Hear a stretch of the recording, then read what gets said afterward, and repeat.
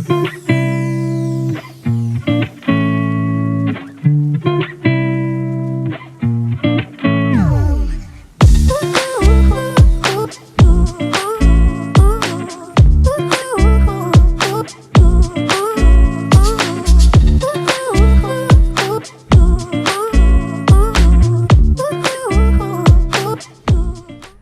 hello, and welcome to this episode of Learn Everyday English, your roadway to English proficiency.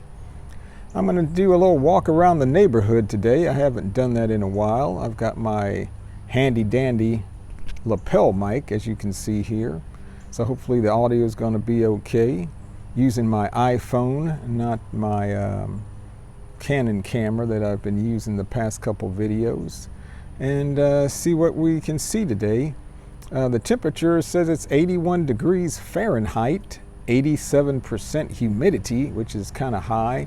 So there's a feels like temperature of 90 degrees. Only, since the regular temperature is 81, but with the humidity, it feels like it's even hotter at 90 degrees. But before I get started walking down the road, there's 3 things that you can do for me. Hey, like the video, subscribe to the channel, and 3, tell your friends about it so that they can benefit from these videos too, just like you. All right, I'm going to walk down the driveway, and I'm going to take a little different route today, a different route, but sometimes people pronounce it route or route. R-O-U-T-E can be pronounced 2 different ways. There's also another word that sounds the same, root, but it's spelled R-O-O-T. And a root is like the root of a plant, or maybe your teeth have roots. So that's just another benefit word for you today in this, say, walk along with me, like you're going to be walking with me. So let's go on a walk along, okay?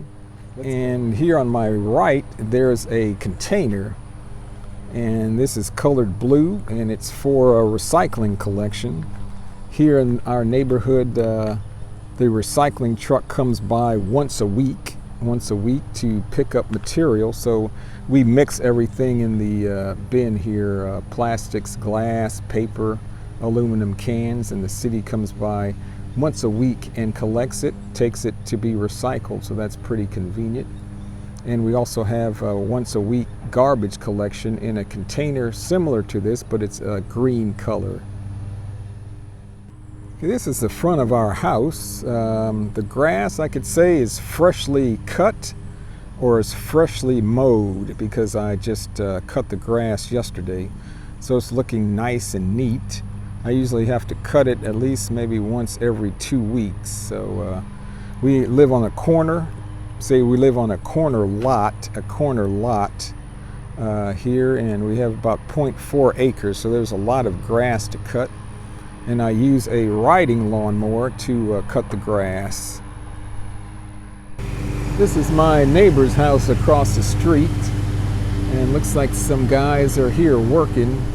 Looks like he has what we call a wooden retaining wall, and these guys looks like they're fixing or trying to repair the wall. It's a big job.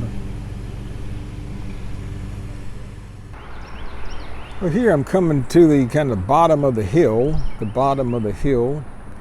and here's an area that they're doing some work. Several maybe months ago, 2-3 months ago, we had a lot of rain, and there was some flooding that occurred because there's a ditch over here, a ditch that carries the water, kind of like a ditch or a creek, and part of the roadway got washed out. We say it got washed out. The roadway got washed out or collapsed. So it looks like the city is over here doing some work to try to fix the road. They've piled up a whole bunch of, we say, these big white small stones or small boulders, maybe to try to create a area where they can protect the road from getting washed out again. But as you can see, this is kind of a big mess. a big mess here. But to show you, they've blocked the road here. They've blocked the road, and they've used this thing here. This is called a barricade. A barricade. And then they also have some cones, orange cones, we call these. So they're using barricades and cones to block the road to keep the cars from entering this area. Well, I'm walking up the hill now, walking up the hill. It's a little bit of a steep grade, I can say, a steep grade. A grade is like an incline or an area that rises or goes up. And I can say the sun is ablazing. The sun is ablazing. It's hitting me in the face. But I'm wearing my glasses, have special kind of lenses on them, special lenses. We say they're photochromic, I think that's the term. If it's not bright, I'll put it in the description.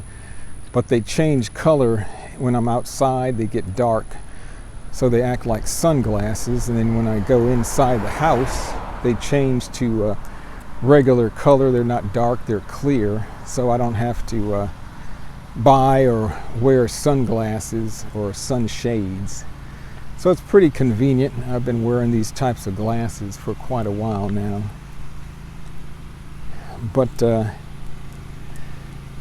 doing my walk, not a daily walk, but I try to walk at least 4 or 5 times a week, about 2 miles, and I walk for about 45 minutes to an hour, then work out. But well, the sun is just hitting me in the face. Should have worn a hat or something like that, because it makes it hard to see. But how's your English learning journey going? Hey, let me know in the comments. I'm still doing the Spanish very consistently, something I'm passionate about, I really love. So let's keep walking, see what we can see here today. Okay, I've come up on top of the hill now, and this is an area that a builder is developing, or they bought some property here in the neighborhood. You can see it looks a lot different from where I live. They've come in here and they've cleared all the trees or cut down all the trees. I don't know why they do that.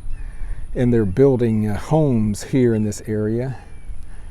They've subdivided this property into lots, and they're building homes. I don't know how much these homes go for. I can say how much do these homes go for, or how much do these homes cost. But as you can see, this is a new area, or new development area. They put in sidewalks, but this vacant land is called a lot. Where each home goes is a lot. So they still have lots for sale, and lots where they can build homes on. So let's go walk around here. Well, across the street, this is a recently built or newly built home. It's on the corner. This is a fire extinguisher here a fire hydrant, a fire hydrant where the fire department can connect to fight fires. This is a new house. In front of the house, there's a sign. It says taken. That means somebody has already bought this house, and it was built by a builder called Stylecraft. As you can see, the name on the bottom of the sign with the phone number. I'm not sure how much one of these houses costs, but this looks like a pretty nice house.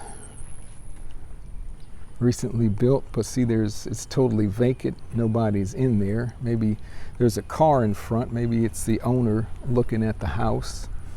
See, next to this house is a vacant lot. And these are interesting here because I think they put the utilities underground. The utilities are like electricity service. And like this box here, this big rectangular green box, is the power supply or source for the lot or the house. So this lot is vacant. It's available to be built on. Here in the United States, a lot of the new development, they have this black fencing that goes around the lot, and this is called silt fencing. So when it rains, it's supposed to collect and keep the dirt and silt from washing into the street. So this is a requirement for what's called a stormwater protection plan.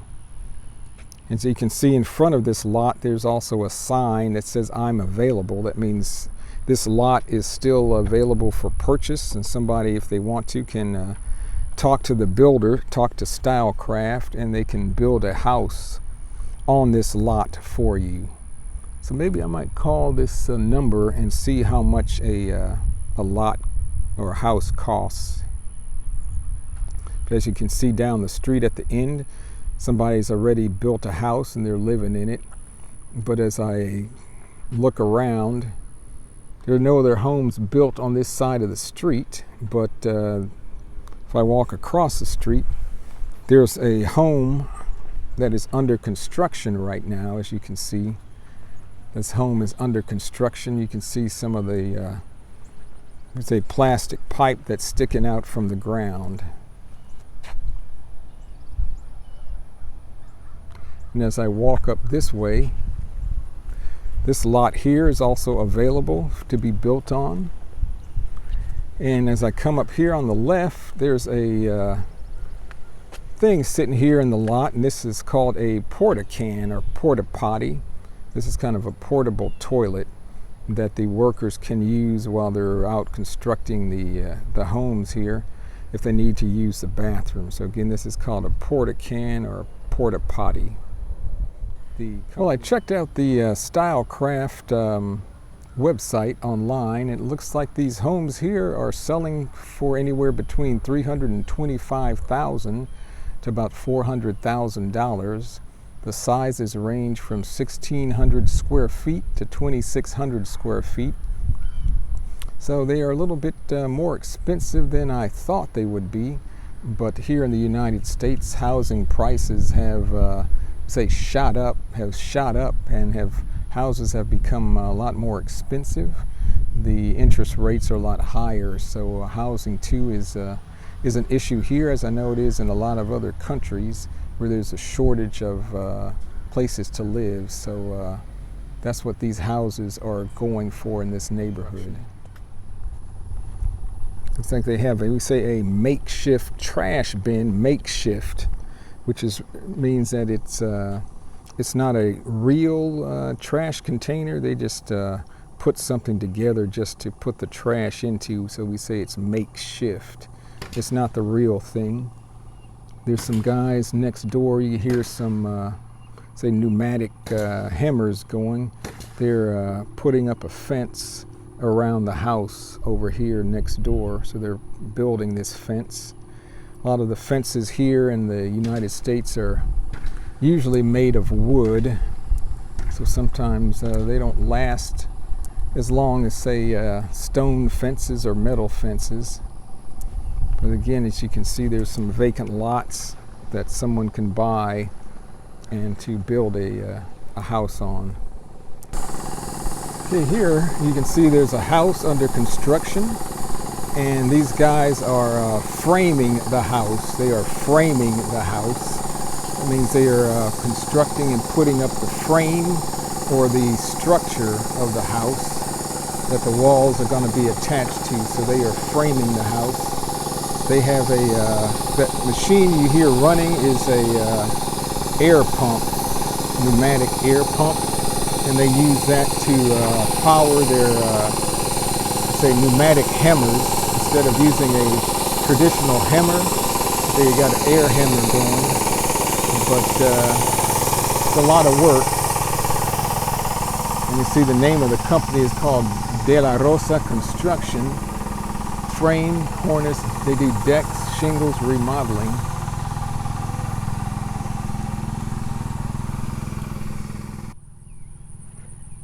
You can see here, this family or these people here have parked a lot of their vehicles on the street.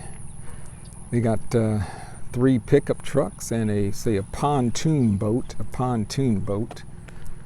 And this is maybe stereotypical of Texas, but that's one thing you're going to see all over Texas is pickup trucks. Pickup trucks. It seems like everybody, we say as an expression, everybody and their brother has a pickup truck. That means a whole lot of people. Everybody has they have pickup trucks here in Texas.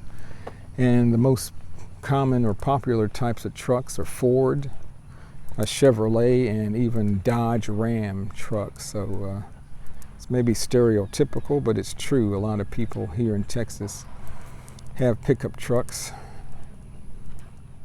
And I'm coming up on this intersection, this corner, and it's like this street. The streets here in the neighborhood are made up of asphalt. But as you can see here, this street, or this portion of the street where it's much darker in color, it's black. We say it has been recently repaved.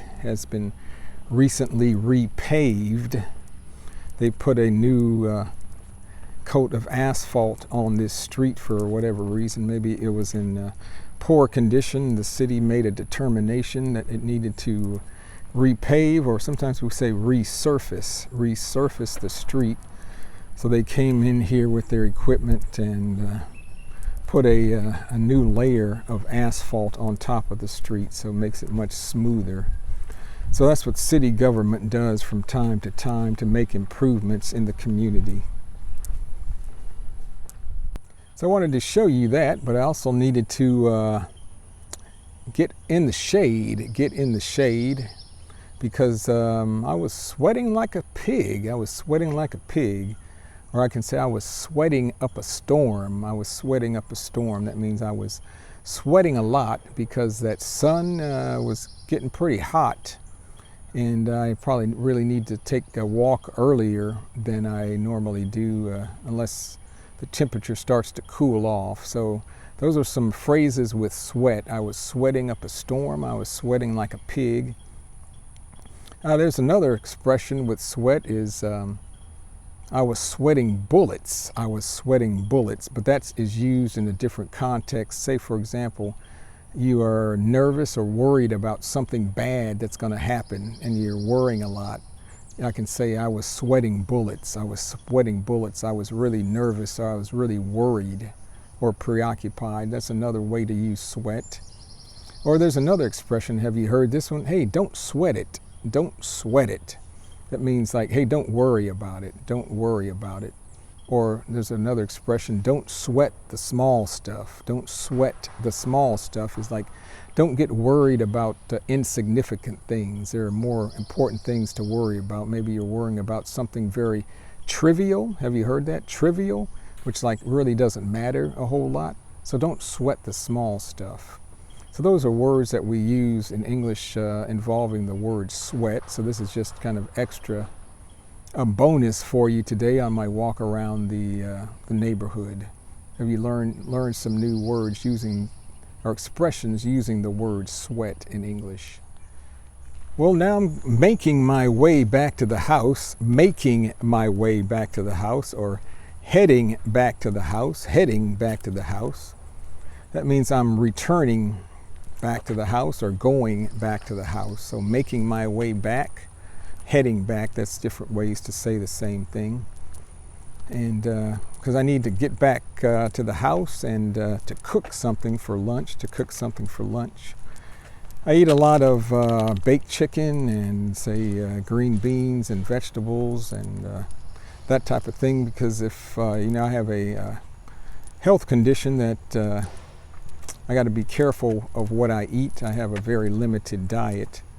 But I want to leave you with this thing as I head back to the house. Try not to get my finger in the camera. But lately I've been, and as you know, I'm retired, so I have time. But every day I try to do something and study Spanish, whether it's listen to podcasts or watch YouTube videos, read a book in Spanish, or even watch a series in Spanish on Netflix, that type of thing. Recently, I got rid of my, we had cable, you can say cable TV, although it was actually satellite TV. We had a satellite dish, but the cost was just exorbitant. Exorbitant. Have you heard that? It was like real expensive or too expensive. We were paying about $200 a month. And recently we switched over to another service provider called Hulu. It's more like a streaming service using the internet service. But we switched over about 2 weeks ago, and we cut our bill in more than half. So I think we're paying like $87 a month instead of $200 a month. So that's a big savings. And I really like Hulu. It took a little getting used to. Have you heard that expression? It took a little getting used to. That means it took us some time to get used to or accustomed to using Hulu, because the format and the layout was a little different than the AT&T satellite service that we had before. But like I said, I try to do something every day.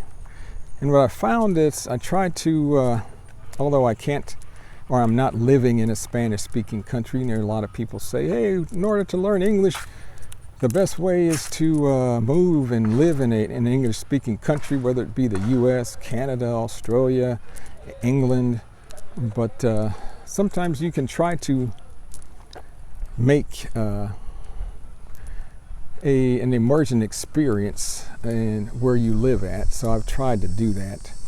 So instead of, say, watching something in English, programs in English, or listening to the radio in English, I just try to listen to a lot in Spanish, watch TV programs in Spanish, read books in Spanish.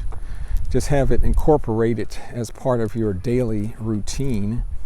It's kind of difficult at first because sometimes you can get overwhelmed with hearing a new and different language all the time, or more than usual. It seems like your brain can get overloaded. But if you just keep at it, remember the keys to learning a language, I think, is to be consistent and persistent. Don't give up. You're going to have good days and bad days. But if you persevere, that means like if you continue doing it through the hard times, you will see fruit. We say in English, you will see fruit. It will be fruitful. That means it will be beneficial for you, and you will reap the rewards. Have you heard that? You will reap the rewards. That you will get the benefits of all your hard work. But it's not anything easy, not anything that happens overnight or in the blink of an eye. It's something that takes time.